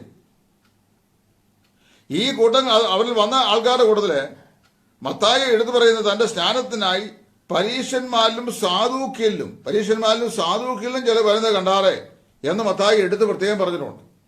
അപ്പൊ പരീശന്മാര്, സാധൂക്യര്, പുരുഷാരം ജനറലായിട്ട്, ചുങ്കക്കാര്, പടജനം, ഇവരെല്ലാവരും ഈ യോഹന്നാൻ സ്നാപകന്റെ പ്രസംഗം കേൾക്കാൻ വേണ്ടി മരുഭൂമിയിൽ വന്നു. അങ്ങനെ മരുഭൂമിയിൽ വന്നു കഴിഞ്ഞപ്പോൾ ഇങ്ങനെയുള്ള ആളുകളെ ഒന്നിച്ചു നിർത്തിക്കൊണ്ട് യോഹന്നാൻ പറയാണ്, ഞാൻ നിങ്ങളെ വെള്ളത്തിൽ സ്നാനം കഴിപ്പിക്കുന്നതേ ഉള്ളൂ. അവൻ എന്റെ പിന്നാലെ വരുന്നുണ്ട്, അവൻ നിങ്ങളെ പരിശുദ്ധാത്മാവിലും തീയിലും സ്നാനം കഴിപ്പിക്കും. വളരെ ശ്രദ്ധിച്ചാൽ ഈ കാര്യം മനസ്സിലാക്കാനേ ഉള്ളൂ. ഒരു പൊതുസമൂഹം, ആ പൊതുസമൂഹത്തിൽ ആരൊക്കെയുണ്ട്? മോബിൻ ജനറൽ, പുരുഷാരം പൊതുവെ ഉണ്ട്. ആ കൂട്ടത്തിൽ പരീശന്മാരിൽ ചിലരുണ്ട്, സാധൂക്യരുണ്ട്, ചുങ്കക്കാരുണ്ട്, പടജനങ്ങളുണ്ട്. ഇവരെല്ലാം കൂടെ വന്നിരിക്കുകയാണ്. നിൽക്കുമ്പോൾ യോഹന്നാൻ പറയുന്നു, ഞാൻ നിങ്ങളെ വെള്ളത്തിൽ സ്നാനം കഴിപ്പിക്കുന്നേ ഉള്ളൂ. എന്റെ പിന്നാലെ വരുന്നവൻ നിങ്ങളെ പരിശുദ്ധാത്മാവിലും തീയിലും സ്നാനം കഴിപ്പിക്കും. അവരെ മൊത്തത്തിലാണ് സർപ്പസന്തതികളെ എന്ന് യോഹന്നാൻ വിളിച്ചത്. അത് നിങ്ങൾ ചിന്തിച്ചിട്ടുണ്ടോ? അഗ്നിസ്നാനം വിശ്വാസികൾക്കുള്ളതാണ് എന്ന് പഠിപ്പിക്കുന്നത് ശരിയാണെന്ന് വന്നു കഴിഞ്ഞാൽ യോഹന്നാൻ സർപ്പസന്തതികളെ എന്ന് വിളിച്ചവർ വിശ്വാസികളാണോ എന്ന് നിങ്ങൾ പറയണം. എന്റെ മാന്യ കേൾവിക്കാർ പറയണം. യുക്തിയും കൂടെ ദൈവനും വ്യാഖ്യാനിക്കുമ്പോൾ ഉപയോഗിക്കണ്ടേ? അവനവരെ സർപ്പസന്തതികളെ വിളിച്ചു. മാനസാന്തരത്തിന് യോഗ്യമായ ഫലം കായ്പീൻ എന്നവരോട് കൽപ്പിച്ചു. അവരെ യോഹന്നാന്റെ സ്നാനമേൽക്കുവാൻ മരുഭൂമിയിൽ യോഹന്നാന്റെ അടുക്കൽ വരുമ്പോഴും അവര് പറയുന്നുണ്ട്, അബ്രഹാം ഞങ്ങൾക്ക് പിതാവായിട്ടുണ്ട്, എങ്കിലും അങ്ങ് സ്നാനമേറ്റേക്കാം എന്ന് പറഞ്ഞായി വരുന്നത്. എന്താ യോഹന്നാൻ പറഞ്ഞ്? അബ്രഹാം ഞങ്ങൾക്ക് പിതാവായിട്ട് ഉണ്ട് എന്ന് ഉള്ളം കൊണ്ട് പറവാൻ തുനിയരുത്. അടുത്ത വാക്യം ശ്രദ്ധിക്കണം. ഇപ്പോൾ തന്നെ വൃക്ഷങ്ങളുടെ ചുവട്ടിന് കോടാലി വെച്ചിരിക്കുന്നു. നല്ല ഫലം കായ്ക്കാത്ത വൃക്ഷമെല്ലാം വെട്ടി തീയിലിട്ട് കളയുന്നു എന്നും കൂടെ പറയുന്നുണ്ട്. ഈ വേദഭാഗം വായിച്ചു കഴിഞ്ഞാൽ ഇത് രക്ഷിക്കപ്പെട്ട ജനത്തോടല്ല യോഹന്നാൻ സംസാരിക്കുന്നത് എന്ന് വളരെ സ്പഷ്ടമായി നമുക്ക് മനസ്സിലാക്കാൻ സാധിക്കും. അവരിൽ ചിലർ, യോഹന്നാന്റെ പ്രസംഗം കേൾക്കുന്ന ആളുകളിൽ ചിലർ രക്ഷിക്കപ്പെടേണ്ടവരും ചിലർ നിത്യമായ നാശത്തിലേക്ക് മാനസാന്തരമില്ലാതെ പോകേണ്ടവരുമായ ആളുകളാണ്. മാനസാന്തരത്തിനായി വരുമ്പോൾ തന്നെ ഉള്ളിൽ അബ്രഹാം ഞങ്ങൾക്ക് പിതാവായിട്ടുണ്ട് എന്നുള്ള പാരമ്പര്യവും പറഞ്ഞുകൊണ്ട് അവർ വരുന്നത്. യോഹന്നാൻ പറയുക, അതിലൊരു ഭാഗം നിശ്ചയമായും അവർ രക്ഷിക്കപ്പെടും. അവർക്ക് പരിശുദ്ധാത്മ സ്നാനം ലഭിക്കും. രക്ഷിക്കപ്പെടാത്തവർക്ക് അഗ്നിസ്നാനം ലഭിക്കും എന്ന് എത്രയും തെളിവായി യോഹന്നാൻ അവിടെ പറയുകയാണ്. കർത്താവായ യേശുക്രിസ്തുവിന്റെ ശിഷ്യന്മാരും യോഹന്നാന്റെ അടുക്കൽ പ്രസംഗം കേൾക്കാൻ വന്ന ഈ പുരുഷാരത്തിൽ ഉൾപ്പെട്ടവരായിരുന്നു എന്ന് നമ്മൾ ചിന്തിക്കണം. അപ്പോഴേ നമുക്ക് അതിന്റെ ശരിയായ മർമ്മം മനസ്സിലാക്കുവാനായിട്ട് സാധിക്കുകയുള്ളൂ. യോഹന്നാന്റെ പ്രസംഗത്താലും സാക്ഷ്യത്താലും സ്നാനത്താലും കേൾവിക്കാരായ ആൾക്കാർക്ക് ആത്മരക്ഷയല്ല ഉണ്ടായത്, മാനസാന്തരം മാത്രമായിരുന്നു. That he was preparing the heart of the fathers and the children to receive the Messiah who was about to come after him. അതായത് തനിക്ക് പിന്നാലെ വരാൻ പോകുന്ന, തന്റെ പിന്നാലെ വരുവാനുള്ള മിശിഹായി കർത്താവായ രക്ഷിതാവുമായിട്ട് സ്വീകരിക്കേണ്ടതിന് അവരുടെ ഹൃദയങ്ങളെ മിശിഹായെ സ്വീകരിപ്പാൻ ഒരുക്കുന്ന ശുശ്രൂഷയായിരുന്നു യോഹന്നാന്റെ ശുശ്രൂഷ. യോഹന്നാന്റെ പ്രസംഗം കേട്ട് ആരെങ്കിലും രക്ഷിക്കപ്പെട്ടതായിട്ട് വേദോസ്തലങ്ങൾ വീട്ടില്ല. എഫേസ്യർ 19 അതിന് തെളിവല്ലേ? യോഹന്നാന്റെ പ്രസംഗം കേട്ടവരാരും രക്ഷിക്കപ്പെട്ടവരല്ല. യോഹന്നാന്റെ പ്രസംഗം കേട്ടവർ, യോഹന്നാന്റെ സ്നാനമേറ്റവർ, they all were repented people. എന്താ ഈ റിപ്പന്റൻസ്? ഞാനൊരിക്കൽ എന്റെ ഉപദേശപരമായ വിഷയം രക്ഷാത്വവിശ്വാസം പറഞ്ഞ, repentance is a preliminary agent by which a sinner is led unto the experience of salvation. അതായത് ഒരു പാപിയെ രക്ഷയിലേക്ക് ആനയിക്കുന്ന ആദ്യത്തെ ഘടകമാണ് മാനസാന്തരം. So repentance in itself is not salvation. ഇത് പറഞ്ഞു കഴിഞ്ഞാൽ മാനസാന്തരം അതിൽ തന്നെ രക്ഷയല്ല, അത് രക്ഷയിലേക്ക് നയിക്കുന്ന ഘടകമാണ്. യോഹന്നാന്റെ അടുക്കൽ വന്ന് തന്റെ പ്രസംഗം കേട്ട് സ്നാനം സ്വീകരിച്ചവരെല്ലാം മാനസാന്തരപ്പെട്ടവരായിരുന്നു. അവരോട് യോഹന്നാൻ പറഞ്ഞു, എന്റെ പിന്നാലെ വരുന്നവരിൽ നിങ്ങൾ വിശ്വസിക്കണം. അതിന്റെ അർത്ഥം എന്താണ്? തന്റെ പിന്നാലെ വരുന്ന മശിഹായിൽ വിശ്വസിച്ചില്ല എങ്കിൽ ഈ മാനസാന്തരം കൊണ്ട്, ഈ സ്നാനം കൊണ്ട് ഒരു പ്രയോജനമില്ലെന്നതിന്റെ അർത്ഥം. ലോകത്തിൽ ഒരുപാട് മാനസാന്തരപ്പെട്ട ആളുകളുണ്ട്. But all those repented people are not saved people. മാനസാന്തരപ്പെട്ടവരെല്ലാവരും രക്ഷിക്കപ്പെട്ടവരല്ല. എന്നാൽ മാനസാന്തരം രക്ഷയിലേക്ക് ആനയിക്കുന്നു. അങ്ങനെ അവർ രക്ഷിക്കപ്പെട്ടവരായിത്തീരുന്നു. ഇവിടെ നമ്മൾ വായിക്കുന്നത് എന്താ അറിയാവോ? മത്തായി 12:43 മുതൽ 45 വരെയുള്ള വാക്യങ്ങൾ. എനിക്ക് ഒരുപാട് ഇതിനെ വിശദീകരിക്കാനായിട്ട് സാധിക്കില്ല, വിശദീകരിക്കേണ്ട ആവശ്യമില്ല. കാര്യം doctor is very clear here. വളരെ സുവ്യക്തമാണ്. അങ്ങനെയുള്ളവർ അവർ മാനസാന്തരപ്പെട്ടവരാണെങ്കിലും വീണ്ടും ജനനം നടന്നിട്ടില്ലായാൽ അവർ പല നിലയിലേക്ക് തിരിയുകയാണ്. യോഹന്നാന്റെ പ്രസംഗം കേട്ട ആളുകൾ മാനസാന്തരപ്പെട്ടവർ തന്നെ തന്റെ പിന്നാലെ വരുന്ന മശിഹായിൽ വിശ്വസിച്ചവർ രക്ഷിക്കപ്പെടുകയും അവർ കൃപയാൽ രക്ഷ പ്രാപിക്കുകയും ചെയ്തു. എന്നാൽ മാനസാന്തരപ്പെട്ട ചെല്ലൊക്കെ എന്ത് ചെയ്തില്ല? അവർ വിശ്വസിച്ചില്ല, അവർ യേശുക്രിസ്തുവിനെ അംഗീകരിച്ചില്ല. മാനസാന്തരത്താലുള്ള ഇരുവിധ ശുദ്ധീകരണം പ്രാപിച്ചവരും പ്രാപിക്കാത്തവരും രക്ഷിക്കപ്പെടാത്തവരുമായ ഒരു പൊതുലോകം. അതായത് മാനസാന്തര പ്രസംഗം കേട്ട് മാനസാന്തരപ്പെട്ടവരും ശുദ്ധീകരണം പ്രാപിച്ചവരും പ്രാപിക്കാത്തവരുമായിട്ടുള്ള ഒരു പറ്റം ആളുകളോട്, അല്ലെങ്കിൽ ഒരു പൊതുപുരുഷാരത്തോട് യോഹന്നാൻ സംസാരിക്കുക. അങ്ങനെ സംസാരിക്കുമ്പോഴാണ് പറയുന്നത്, അവൻ നിങ്ങളെ പരിശുദ്ധാത്മാവ് കൊണ്ടും തീ കൊണ്ടും സ്നാനപ്പെടുന്നു. ലൂക്കോസിന്റെ സുവിശേഷത്തിൽ അഗ്നിസ്നാനത്തെക്കുറിച്ച് പറയുന്ന പ്രത്യേക ഭാഗം നമ്മൾ ശ്രദ്ധിച്ചാൽ അവിടെ സൂക്ഷ്മമായ ഒരു കാര്യം രേഖപ്പെടുത്തിയിട്ടുണ്ട്. ലൂക്കോസിന്റെ സുവിശേഷം 3-ാം അധ്യായത്തിന്റെ 15-17 വാക്യങ്ങൾ. നിങ്ങൾക്ക് ഈ നോട്ട് സൂക്ഷിക്കാം, ഡൗൺലോഡ് ചെയ്തെടുത്ത് സൂക്ഷിക്കാം, പഠിക്കാം. നിങ്ങളുടെ പ്രാർത്ഥനാ കൂടുകളിൽ, നിങ്ങളുടെ സഭകളിലും ഒക്കെ നിങ്ങൾക്കത് ഉപയോഗിക്കാം. വളരെ സ്വാതന്ത്ര്യമുണ്ട്. വേദപുസ്തകത്തിനകത്ത് പറഞ്ഞ കാര്യം അതുപോലെ തന്നെ എനിക്ക് പറയുക. അല്പം ആകെ ക്രമീകരണം ചെയ്യുന്നത് സിസ്റ്റമാറ്റൈസ് ചെയ്ത് പറയുന്നത് മാത്രമേ ഉള്ളൂ, ക്രമീകരിച്ച് പറയുന്നു എന്ന് മാത്രമേ ഉള്ളൂ. അവിടെ വായിക്കുന്ന ഇങ്ങനെയാണ്: ജനം കാത്തുനിന്നു, അവൻ ക്രിസ്തുവോ എന്ന് എല്ലാവരും ഹൃദയത്തിൽ യോഹന്നാനെ കുറിച്ച് വിചാരിച്ചുകൊണ്ടിരിക്കുമ്പോൾ യോഹന്നാൻ എല്ലാവരോടും ഉത്തരം പറഞ്ഞത് ഒരക്ഷരം ഞാൻ കൂട്ടിയില്ല. നിങ്ങൾ ശ്രദ്ധിച്ചു നോക്കിയോ? ജനം എല്ലാവരും കാത്തുനിന്നു, അവൻ ക്രിസ്തുവോ എന്ന് എല്ലാവരും ഹൃദയത്തിൽ യോഹന്നാനെ കുറിച്ച് വിചാരിച്ചുകൊണ്ടിരിക്കുമ്പോൾ യോഹന്നാൻ എല്ലാവരോടും ഉത്തരം പറഞ്ഞത്, ഞാൻ നിങ്ങളെ വെള്ളം കൊണ്ട് സ്നാനം കഴിപ്പിക്കുന്നു, എന്നാൽ എന്നിലും ബലവാനായവൻ വരുന്നു, അവന്റെ ചെരുപ്പിന്റെ വാറ് അഴിപ്പാൻ ഞാൻ യോഗ്യനല്ല. അവൻ നിങ്ങളെ പരിശുദ്ധാത്മാവ് കൊണ്ടും തീ കൊണ്ടും സ്നാനം കഴിപ്പിക്കും. എന്നിട്ട് അതിന്റെ ബാക്കി ഭാഗം കൂടെ വായിക്കണം. അവന് വീശുമുറം കയ്യിലുണ്ട്. He has the fan in his hand. അവന് വീശുമുറം കയ്യിലുണ്ട്. അവൻ കളത്തെ മുറ്റുംപടിപ്പാക്കി ഗോതമ്പ് കളപ്പുരയിൽ കൂട്ടിവെക്കുകയും. എല്ലാവരും ശ്രദ്ധിച്ചാൽ നമുക്ക് മനസ്സിലാകും what is the difference between baptism of the spirit and baptism in the fire. ആത്മസ്നാനവും അഗ്നിസ്നാനവും നമ്മൾ വ്യത്യാസം മനസ്സിലാക്കി തരുന്ന യോഹന്നാന്റെ വെറുതെ വാക്യമാണ്. വീശുമുറം അവന്റെ കയ്യിലുണ്ട്. അവൻ കളത്തെ മുറ്റും അവൻ കളത്തെ മുറ്റും വെടിപ്പാക്കി ഗോതമ്പ് കളപ്പുരയിൽ കൂട്ടിവെക്കുകയും പതിർ കെടാത്ത തീയിലിട്ട് ചുട്ടുകളയുകയും ചെയ്യും. യോഹന്നാൻ തന്റെ അടുക്കൽ വന്ന ചുങ്കക്കാരും പാപികളും ആയ പൊതുസമൂഹത്തിലെ പടജനത്തോടും പരീശന്മാരോടും സാധൂക്യരോടും തന്റെ പ്രസംഗം കേൾക്കാൻ മരുഭൂമി വന്ന എല്ലാവരോടും കൂടെ ഒന്നിച്ചു പറയുക, അല്ലാതെ കുറെ പേരെ മാറ്റി നിർത്തി അവരുടെ ചെവി പറഞ്ഞ കാര്യമല്ല. അവിടെ പറയാണ്, വീശുമുറം അവന്റെ കയ്യിലുണ്ട്. അവൻ കളത്തെ മുറ്റും വെടിപ്പാക്കി ഗോതമ്പ് കളപ്പുരയിൽ ചേർത്ത് വയ്ക്കുകയും പതിർ കെടാത്ത തീയിട്ട് ചുട്ടുകളയുകയും ചെയ്യും. മത്തായി എന്ന് പറയുമ്പോൾ പറയുന്നു, ഇപ്പോൾ തന്നെ വൃക്ഷങ്ങളുടെ ചുവട്ടിന് കോടാലി വെച്ചിരിക്കുന്നു, ഫലം കായ്ക്കാത്തൊക്കെയും വെട്ടി അവൻ തീയിലിട്ട് ചുട്ടുകളയും. ഇപ്പൊ പൊതുസമൂഹത്തോടാ പറയുന്നത്. ഈ പ്രസംഗത്തിന്റെ ആശയം ഞാൻ പറഞ്ഞുതരാം. നിങ്ങൾക്ക് സ്വയമായി വായിച്ചാൽ മനസ്സിലാക്കാനല്ലേ ഉള്ളൂ, ഞാൻ ഹെൽപ്പ് ചെയ്യുന്നുള്ളൂ. യോഹന്നാൻ പറയാ, അതിനെക്കുറിച്ച് പറയാ. അവരോട് ചോദിച്ചു, നീ ആരാകുന്നു ചോദിച്ചല്ലോ. അപ്പൊ അവൻ പറഞ്ഞു, യോഹന്നാൻ പറയാണ്, ഞാൻ ക്രിസ്തുവല്ല, I am not the Christ.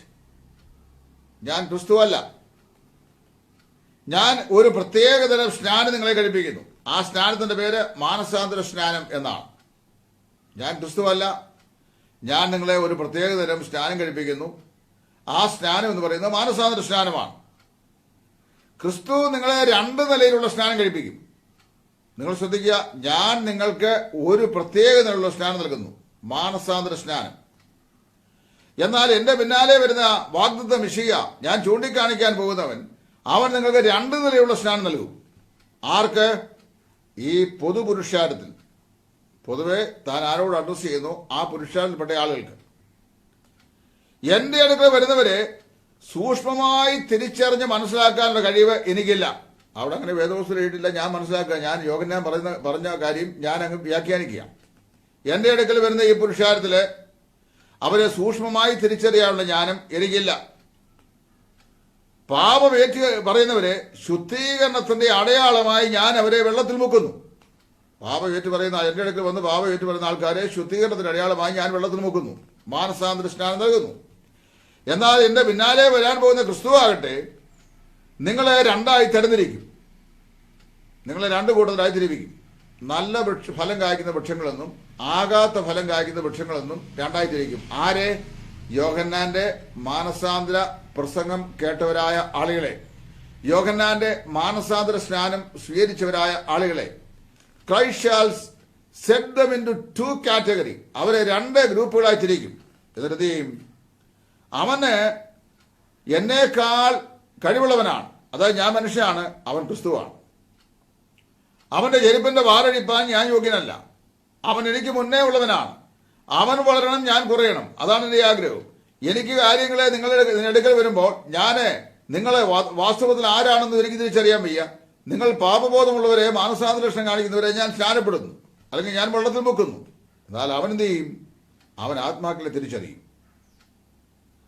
രണ്ടായി ഈ ജനത്തെ, അതായത് എന്റെ മുമ്പാകെ നിന്ന് ഈ മാനസാന്തര പ്രസംഗം കേട്ട് മാനസാന്തര സ്നാനം സ്വീകരിക്കുന്ന ആളുകളെ രണ്ട് ഭാഗങ്ങളായി വേർതിരിക്കുവാനായിട്ടുള്ള വീശുമുറം അവന്റെ കയ്യിലുണ്ട്.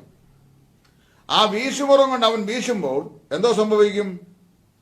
പിതാവായ ദൈവം പുത്രനായ യേശു ക്രിസ്തുവിനെ കൊടുത്തിട്ടുള്ളവേ, പിതാവായ ദൈവം പുത്രനായ യേശു ക്രിസ്തുവിന് കൊടുത്തിട്ടുള്ളവേ, അത് കർത്താവിന്റെ ഭാഷയിൽ പറഞ്ഞാൽ ഗോതമ്പ് മണിയെ ആത്മാവിൽ മുക്കി, പരിശുദ്ധാത്മാവിൽ മുക്കി സഭയിലേക്ക്, അതായത് കളപ്പുരയിലേക്ക് ചേർക്കും.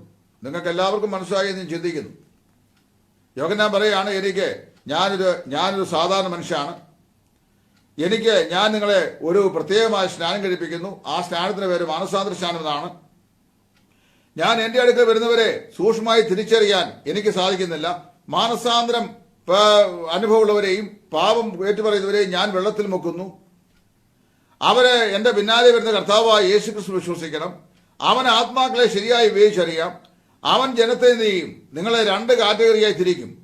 അതായത് നല്ല ഫലം കായ്ക്കുന്ന വൃക്ഷങ്ങളും ആകാത്ത ഫലം കായ്ക്കുന്ന വൃക്ഷങ്ങളും, ഗോതമ്പും അതുപോലെ തന്നെ പതിരും എന്നിങ്ങനെ രണ്ടായി നിങ്ങളെ വേർതിരിക്കും. നല്ല ഫലം കായ്ക്കുന്ന വൃക്ഷങ്ങൾ, അതായത് ഗോതമ്പ് മണി, നിങ്ങളെ ഒരു ഭാഗത്ത് കൂട്ടും.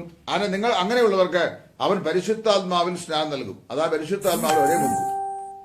എന്നാൽ ആകാത്ത വൃക്ഷഫലം കായ്ക്കുന്ന ആളുകളെ അല്ലെങ്കിൽ പതിരുകളെ വേറെ സ്ഥലത്ത് കൂട്ടും. അവരെ അഗ്നിയിൽ അവൻ മുക്കും. ഇതാ കർത്താവ് പറഞ്ഞതിന്റെ സാരം. മറ്റുള്ളവർ ഫലം കായ്ക്കാത്ത വൃക്ഷങ്ങളും പതിരുകളുമായ ആളുകളാണ്. അവരെ വെട്ടിമുറിച്ച് പാറ്റിയെടുത്തും നമ്മൾ വായിക്കുന്നത് തീയിൽ നിമഞ്ജനപ്പെടുത്തുമെന്നാണ്. എന്ന് പറഞ്ഞാൽ എൻ്റെ അറിയാവോ? അതിന്റെ അർത്ഥം ഈ പ്രസംഗത്താൽ വിശ്വാസികൾക്ക് ആത്മസ്നാനവും അവിശ്വാസികൾക്ക് അഗ്നിസ്നാനവും ലഭിക്കുമെന്ന യോഹന്നാൻ പറഞ്ഞതെന്ന് എത്രയും തെളിവായി ദൈവാത്മാവ് വിളിച്ചു പറയുന്നു. എല്ലാവർക്കും അഗ്നിസ്നാനം ലഭിക്കുന്ന ഒരു സമയമുണ്ട്. ഏതെല്ലാവർക്കും? കർത്താവായ യേശു ക്രിസ്തുവിന്റെ, അത് വിശ്വസിക്കുന്നവരെ, കർത്താവായ യേശു ക്രിസ്തു വിശ്വസിക്കുന്നവരെ ആത്മാവിൽ അന്ന് മുക്കി തന്റെ സഭയോട് ചേർത്തുകൊണ്ടിരിക്കുകയാണ് കർത്താവ്. പെന്തക്കോസ്ത് നാളിൽ 3000 പേര് കർത്താവായ യേശുവിൽ വിശ്വസിച്ചു. അന്ന് പരിശുദ്ധാത്മാവിൽ ആ 3000 പേരെ കർത്താവ് മുക്കി അവരെ ദൈവസഭയോട് ചേർത്തു. അന്ന് പെന്തക്കോസ്ത് നാൾ തുടങ്ങി ഇന്ന് വരെയും, കർത്താവിന്റെ മധ്യാകാശ വരെയും കാലാകാലങ്ങളിലായി രക്ഷിക്കപ്പെടുന്ന വിശ്വാസികളെ പരിശുദ്ധാത്മാവിൽ നിമഞ്ജനപ്പെടുത്തി തന്റെ സഭയോട് കർത്താവ് ചേർത്തുകൊണ്ടേയിരിക്കുകയാണ്. അത് മനസ്സിലാക്കിയാൽ നന്നായിരുന്നു. ഒരു ദിവസം 1 കൊരിന്ത്യർ 12-ാം അധ്യായത്തിന്റെ 13-ാം വാക്യം അതാ പറയുന്നത്, യഹൂദന്മാരോ യവനരോ ദാസരോ സ്വതന്ത്രരോ നാം എല്ലാവരും ഏക ശരീരം ആകുമാറ് ഒരേ ആത്മാവിനാൽ സ്നാനമേറ്റും ഒരേ ആത്മാവിനെ പാനം ചെയ്തിരിക്കുന്നു. അത് 1 കൊരിന്ത്യർ 12-13. എന്നാൽ വെളിപ്പാട് പുസ്തകം അതിന്റെ 14-ാം അധ്യായത്തിന്റെ 10-ാം വാക്യം, 19-ാം അധ്യായത്തിന്റെ 20-ാം വാക്യം, 20-ാം അധ്യായത്തിന്റെ 10 മുതൽ 15 വരെയുള്ള വാക്യങ്ങൾ, 21-ാം അധ്യായത്തിന്റെ 8-ാം വാക്യം, അതുപോലെ 2 തെസ്സലോനിക്കർ 1:6 മുതൽ 10 വരെയുള്ള വാക്യങ്ങൾ. ഈ വാക്യങ്ങളിലെല്ലാം ഒരു ദിവസം കർത്താവായ യേശു ക്രിസ്തു താൻ തന്നെ അനുസരിക്കാത്തവരെ വെള്ളസിംഹാസനം സ്ഥാപിച്ച് വെള്ളസിംഹാസനം മുമ്പാകെ കൂട്ടിവരുത്തി അവരെ ന്യായം വിധിച്ച് തീയും ഗന്ധകവും കത്തുന്ന തീപ്പൊയ്കയിൽ നിമജ്ജനപ്പെടുത്തും എന്ന് സ്പഷ്ടമായി കർത്താവ് പറഞ്ഞിട്ടുണ്ട്. മത്തായി 7:19 വായിച്ചു നോക്കുക. അധർമ്മം പ്രവർത്തിക്കുന്നവരെ കർത്താവ് കൂട്ടി തീപ്പൊയ്കയിൽ ഇടുമെന്നല്ലേ അവിടെ ഇരിക്കുന്നത്. മത്തായിയുടെ സുവിശേഷം 13-ാം അധ്യായത്തിന്റെ 41-42 വാക്യങ്ങളിൽ നമ്മൾ വായിക്കുന്ന ദുഷ്ടന്മാരെ വേർതിരിച്ച് തീച്ചുളയിൽ ഇട്ടുകളയും എന്ന് എത്രയും വ്യക്തമായി പറയുകയാണ്. മത്തായി 14:39 വായിക്കുന്നു, അഗ്നിനരകത്തിൽ വീഴുന്നതിനേക്കാൾ നിനക്ക് നല്ലത്, അവിടെ അവരുടെ പുഴു ചാകുന്നില്ല, തീ കെടുന്നില്ല, എല്ലാവരും തീരാൽ ഉപ്പിടപ്പെടും. പരിശുദ്ധാത്മാവ്, തീയ് എന്നീ 2 വാക്കുകളും ഒരേ വാചകത്തിൽ അടുത്തടുത്ത് വരുന്നത് കൊണ്ട് രണ്ടും ഒരു കൂട്ടർക്ക് ലഭിക്കുന്നതാണ് എന്ന് തെറ്റായി ധരിച്ചു വെച്ചിരിക്കുന്നതിന്റെ ദോഷഫലമാണ് അഗ്നിസ്നാനം വിശ്വാസികൾക്കുള്ള അനുഭവമാണ് എന്നുള്ള പഠിപ്പിക്കൽ. ഒരു വാക്യത്തിൽ 2 കാര്യങ്ങൾ പറഞ്ഞിരിക്കുക. വേദപുസ്തകത്തിൽ എത്രയോ സംഭവങ്ങൾ പറഞ്ഞിട്ടുണ്ട്. ഉദാഹരണം പറഞ്ഞാൽ യെശയ്യാ പ്രവാചകന്റെ പുസ്തകം 61:2 രണ്ട് സംഭവങ്ങൾ ഒന്നിച്ച് ഒരു വാക്കിൽ പറഞ്ഞിട്ടുണ്ട്. യഹോവയുടെ പ്രസാദ വർഷവും പ്രതികാര ദിവസവും. യഹോവയുടെ പ്രസാദ വർഷം പ്രസംഗിക്കേണ്ടതിന് അവൻ എന്നെ അഭിഷേകം ചെയ്തിരിക്കുന്നു എന്ന വേദഭാഗം അവൻ വായിച്ച ശേഷം പുസ്തകം മടക്കി ശുശ്രൂഷകനെ ശുശ്രൂഷക്കാരെ ഏൽപ്പിച്ചു എന്നാണ് ലൂക്കോസ് പറയുന്നത്. പക്ഷേ യെശയ്യാപ്രവാചകന്റെ പുസ്തകം 61-ാം വാക്യത്തിൽ ഒരു കാര്യം മാത്രമേ പറയുന്നത്, പ്രസാദ വർഷവും യഹോവയുടെ പ്രതികാര ദിവസവും പറഞ്ഞിട്ടുണ്ട്. പ്രസാദ വർഷം പ്രസംഗിക്കാൻ യഹോവയുടെ ആത്മാവ് എന്നെ അഭിഷേകം ചെയ്തിരിക്കാൻ എന്ന വേദഭാഗം അവൻ വായിച്ചു. അതിനുശേഷം പുസ്തകം മടക്കി ശുശ്രൂഷക്കാരെ ഏൽപ്പിച്ചു വായിക്കും. എന്തുകൊണ്ട് യേശു പ്രതികാര ദിവസത്തെക്കുറിച്ചുള്ള ഭാഗം അവിടെ വായിച്ചില്ല? യഹോവയുടെ പ്രസാദ വർഷവും പ്രതികാര ദിവസവും തമ്മിൽ സുമാർ 2000 വർഷത്തിന്റെ അകലമുണ്ടെന്ന് അതിന്റെ അർത്ഥം. കർത്താവിന്റെ വരവെങ്കിൽ അവൻ പ്രസംഗിച്ചത് യഹോവയുടെ പ്രസാദ വർഷമാണ്. കാലം തികഞ്ഞു, ദൈവരാജ്യം സമീക്ഷിക്കാൻ മാനസാന്തരപ്പെട്ട് സുവിശേഷത്തിൽ വിശ്വസിപ്പീൻ എന്നാ കർത്താവ് പ്രസംഗിച്ചു. എന്നാൽ യഹോവയുടെ പ്രതികാര ദിവസം പ്രതികാര ദിവസം ജനത്തെ അറിയിക്കുന്ന ഒരു വിദൂര ഭാവി ദിവസമുണ്ട്. അത് നിത്യമായിരിക്കുന്ന നരകശിക്ഷാവിധിക്കായിട്ടുള്ള ആ അനുഭവമാണ്. ഈ രണ്ട് കാര്യങ്ങൾ തമ്മിൽ ഏകദേശം 2000-ലധികം വർഷങ്ങളുടെ അന്തരമുണ്ടെന്നാണ് നമ്മൾ ഇപ്പോൾ വചനം കൊണ്ട് മനസ്സിലാക്കുന്നത്. അതുപോലെ തന്നെ മത്തായിയുടെ സുവിശേഷത്തിലും ലൂക്കോസിന്റെ സുവിശേഷത്തിലും ആത്മസ്നാനവും അഗ്നിസ്നാനവും ഒരു വാക്യത്തിൽ ഒന്നിച്ചു പറഞ്ഞിരിക്കുന്നതുകൊണ്ട് ഇത് രണ്ടും ഒരാൾക്ക് കൂട്ടർക്കുള്ളതല്ല എന്ന് വേദപുസ്തകം വ്യാഖ്യാനിക്കുന്നവർ വ്യക്തമായി മനസ്സിലാക്കണം. ഞാൻ ആവർത്തിച്ച് പറയുന്നു, കർത്താവായ യേശുവിൽ വിശ്വസിച്ച് രക്ഷിക്കപ്പെടുന്നവരെ പരിശുദ്ധാത്മാവിൽ അവൻ മുക്കുന്നു, രക്ഷിക്കപ്പെടാത്തവരെ അവൻ എന്ത് ചെയ്യുന്നു? തീയിൽ മുക്കുന്നു. ഇവ രണ്ടും രണ്ട് സ്നാനമാണെങ്കിലും പ്രത്യേകം ശ്രദ്ധിക്കണം, ഇവ രണ്ടും പരിശുദ്ധാത്മ സ്നാനവും അഗ്നിസ്നാനവും രണ്ടും രണ്ട് സ്നാനമാണെങ്കിൽ സ്നാനങ്ങൾ എന്നല്ലേ പറയേണ്ടിയിരുന്നത് എന്നാ വേറൊരു കൂട്ടം ആൾക്കാർ ചോദ്യന്യായം. എന്ത് ന്യായമറിയോ? ഒക്കാത്ത പണിക്ക് ഒരു കൂട്ടം യാപ്പെന്ന് പറഞ്ഞ പോലെ. പണ്ട് പഴയ ആൾ പറയുമായിരുന്നു, ചോകാൻ ഒരു മാർഗ്ഗമേ ഉള്ളൂ, ആകാതിരിക്കാൻ ഒരുപാട് മാർഗങ്ങളുണ്ട്. അപ്പോൾ എന്നോട് ആൾ കഴിഞ്ഞ ദിവസം ചോദിച്ചാണ്, ഇത് രണ്ടും രണ്ട് വ്യത്യസ്തമായ രണ്ടും രണ്ടു കൂട്ടർക്കുള്ള സ്നാനങ്ങളാണെങ്കിൽ എങ്ങനെയാ വേണ്ടത്? ഇവ രണ്ടും രണ്ട് സ്നാനങ്ങളാണെങ്കിൽ സ്നാനങ്ങൾ കഴിക്കും അവൻ നിങ്ങളെ എന്ത് ചെയ്യും? പരിശുദ്ധാത്മാവിനും തീയിലും സ്നാനങ്ങൾ കഴിക്കും എന്നല്ലേ പറയേണ്ടത്. പക്ഷേ സ്നാനം കഴിക്കും എന്നല്ലേ പറഞ്ഞിട്ടുള്ളൂ. അപ്പൊ രണ്ടും ഒരു കൂട്ടർക്കുള്ളതല്ലേ എന്നാ ഒരു ചോദ്യം. ഉത്തരം ഞാൻ പറയാം, അതിന്റെ ആവശ്യമില്ല. കാരണം ഇവിടെ പറയപ്പെടുന്ന ഈ വാചകത്തിന്റെ കർത്താവ് എന്ന് പറയുന്നത്, സബ്ജക്ട് എന്ന് പറയുന്നത് നമ്മുടെ കർത്താവായ യേശു ക്രിസ്തുവാണ്. അവൻ, അതായത് യോഹന്നാന് ശേഷം രംഗത്ത് വരാൻ പോകുന്ന രക്ഷിതാവായ കർത്താവായ യേശു, അവൻ, he is the subject in that sentence. അവനാണ് സ്നാനം കഴിപ്പിക്കുന്നത്. ആത്മസ്നാനം നൽകുന്നതും കർത്താവാണ്, അഗ്നിസ്നാനം നൽകുന്നതും കർത്താവാണ്. മനസ്സിലാക്കണം, ആത്മസ്നാനം കർത്താവ് നൽകുന്നു, അതേ കർത്താവ് തന്നെ അഗ്നിസ്നാനം നൽകുന്നു. അതായത് രക്ഷിക്കപ്പെടുന്നവരെ ആത്മസ്നാനത്തിൽ നിമജ്ജനപ്പെടുത്തി ദൈവസഭയോട് ചേർക്കുന്ന കർത്താവാണ്. രക്ഷിക്കപ്പെടാത്തവരെ അഗ്നിയിലേക്ക് തള്ളിയിടുന്നതും കർത്താവാണ്. അതുകൊണ്ട് ഇവിടുത്തെ സബ്ജക്റ്റ് അല്ലെങ്കിൽ കർത്താവ് എന്ന് പറയുന്നത് യേശു ക്രിസ്തു തന്നെയാണ്. ഇനി ക്രിയാപദം, അതായത് വെർബം എന്ന് ഏതാന്ന് ചോദിച്ചു കഴിഞ്ഞാൽ സ്നാനം കഴിപ്പിക്കും എന്നാണല്ലോ. അവൻ നിങ്ങളെ സ്നാനം കഴിപ്പിക്കും. അപ്പൊ സ്നാനം കഴിപ്പിക്കുക എന്നുള്ളതാണ് ക്രിയാപദം. ഇതൊക്കെ പറയും ES അച്ചായന് വേദോത്സവം വ്യാഖ്യാനിക്കുമ്പോൾ ശരിയായി വ്യാഖ്യാനിക്കുന്നില്ല, എന്നാലേ വ്യാകരണ നിയമമൊക്കെ പറയും, ഗ്രീക്കിൽ അങ്ങനെ അല്ലെന്ന് പറയും, അല്ലെ ഇംഗ്ലീഷിൽ അങ്ങനെയാന്ന് പറയും, അല്ലെ സബ്ജക്റ്റും വെർബും ക്രിയ ഇങ്ങനെയാന്നൊക്കെ പറയും. ഇത് പറയാൻ എങ്ങനെയാ പറയുന്നത്? കാര്യം ഭാഷ ഉണ്ടായിരിക്കുന്നത് തന്നെ വ്യാകരണ നിയമത്തിലൂടെയല്ലേ. കർത്താവ്, കർമ്മം, ക്രിയ എന്നിങ്ങനെ അല്ലേ അതിന്റെ പോക്ക്. ഇത് പറയാതെ എങ്ങനെയാ പറയുന്നത്? ഇവിടുത്തെ സബ്ജക്റ്റ് കർത്താവാണ്, വെർബ് അല്ലെങ്കിൽ ക്രിയ എന്ന് പറയുന്നത് സ്നാനം കഴിപ്പിക്കും എന്നുള്ളതാണ്. ഇനിയും മലയാള തർജ്ജമയില് സ്നാനം എന്ന ഒരു നാമപദം കൂടെ വരുന്നെങ്കിലും മൂലഭാഷ പരിശോധിച്ചപ്പോൾ അങ്ങനെ കാണുന്നില്ല. അതായത് നാം അറിയുന്ന പോലെ അവിടെ ക്രിയാശബ്ദം മാത്രമേ കാണുന്നുള്ളൂ. അവിടെ പറയുന്നത് ബാപ്റ്റിസൈ എന്ന വാക്കാണ്. ബാപ്റ്റിസൈ, അതിന്റെ അർത്ഥം അവൻ നിങ്ങളെ മുക്കും എന്നാണ്. അവൻ നിങ്ങളെ മുക്കും. കർത്താവ് ഏകവചനമായിരിക്കുന്നതോട് ക്രിയ ഏകവചനത്തിൽ തന്നെ. അതായത് the verb must agree with the subject in number and person. അതാണല്ലോ ഗ്രാമറിന്റെ നിയമം, വ്യാകരണ നിയമം. ക്രിയ നാമഭാവത്തോടെ എന്ത് ചെയ്യണം? എണ്ണത്തിലും അതുപോലെ ഇൻ പേഴ്സൺ ആൻഡ് വേർബ്, അതായത് അത് യോജിച്ച് വരണം. സബ്ജക്റ്റ് സിംഗിളാണെങ്കിൽ ക്രിയയും സിംഗിളാണ്, സബ്ജക്റ്റ് പ്ലൂറലാണെങ്കിൽ ക്രിയയും പ്ലൂറലാണ് എന്നല്ലേ അതിന്റെ നിയമം. ഇവിടെ പറയുന്നത് കർത്താവ് ഏകവചനമാകിയാൽ ക്രിയയും ഏകവചനത്തിൽ അവിടെ ദൈവാത്മാവ് ഉപയോഗിച്ചിരിക്കുന്നു. വ്യാകരണ നിയമപ്രകാരവും അത് ശരിയാണ്. അവനാണ് സ്നാനപ്പെടുന്നത്, അതുകൊണ്ട് അവൻ നിങ്ങളെ സ്നാനം കഴിപ്പിക്കും. സ്നാനങ്ങൾ കഴിപ്പിക്കും എന്ന് പറയേണ്ട ആവശ്യമില്ല. കാര്യം അറിയാവോ, ഈ subject was in singular, so verb must correspond to the subject in person and number. അതുകൊണ്ട് എന്ത് ചെയ്തു? അവൻ നിങ്ങളെ സ്നാനം കഴിപ്പിക്കും എന്ന് പറയും. പരിശുദ്ധാത്മാവ് കൊണ്ടും തീ കൊണ്ടും എന്ന് തർജ്ജമ ചെയ്യുന്നത് വാസ്തവത്തിൽ തെറ്റാ. ഗ്രീക്ക് അറിയാവുന്ന ഏത് ചുരുക്കം ചില സഹോദരന്മാരെ കേൾക്കുന്നു എന്ന് ഞാൻ വിശ്വസിക്കുന്നു. നിങ്ങൾ ലെക്സിക്കൻ എടുത്ത് വായിച്ചു നോക്കിക്കാട്ടെ, ഗ്രീക്ക് ലീനിയറോ ലെക്സിക്കനോ ഒക്കെ വായിച്ചു നോക്കിക്കാട്ടെ. അവിടെ പരിശുദ്ധാത്മാവ് കൊണ്ടും തീ കൊണ്ടും എന്നല്ല തർജ്ജമ ചെയ്യേണ്ടത്. അവൻ നിങ്ങളെ പരിശുദ്ധാത്മാവിലും തീയിലും സ്നാനം കഴിപ്പിക്കും എന്നാണ് വ്യക്തമായി തർജ്ജമ ചെയ്താൽ ചെയ്യേണ്ടത്. അവൻ നിങ്ങളെ പരിശുദ്ധാത്മാവിലും തീയിലും സ്നാനം കഴിപ്പിക്കും. അങ്ങനെ രണ്ട് സ്നാനവും ഒരാൾ തന്നെ രണ്ടു കൂട്ടർക്ക് രണ്ട് വ്യത്യസ്തമായ കാലയളവുകളായി നൽകുന്നതാണെന്നാണ് ഈ വേദഭാഗം കൊണ്ട് മനസ്സിലാക്കുന്നത്.